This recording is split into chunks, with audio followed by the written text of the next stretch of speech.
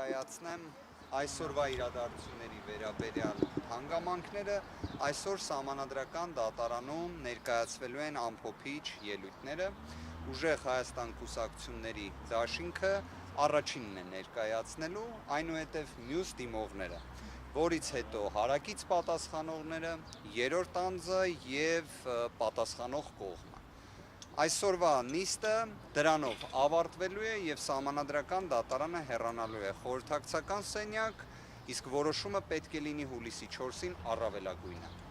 Սա է ըստ էության։ Պարոն Հաղթիվանյան, այսօր 6-րդ օրն է, ինչ տեղի է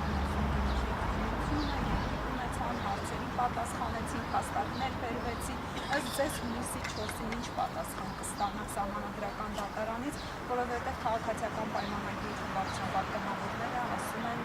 այս դիմումը, այսպես ասած, կյանք չունի, անհիմն է ներկայացնել Սահմանադրական դատարանը։ Կարծում եմ իրենք այլ բան չէին էլ կարող ասել, չնայած մեր որոշ հայրենակիցներ ունեին պատկերացում, որ իրենք հնարավոր է պահանջեն, որ ընտրության արդյունքները անվավեր ճանաչվեն։ Կարծում եմ շատերը դրա պատասխանն էլ ստացան, իսկ ինչու չեն ցանկանում, որ ընտրության արդյունքները անվավեր ճանաչվեն, պատասխանը շատ հստակ է,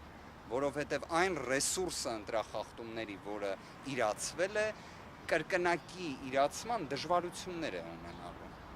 Ռեսուրսը որպես այդպիսին սպառվող է։ Ես եմ։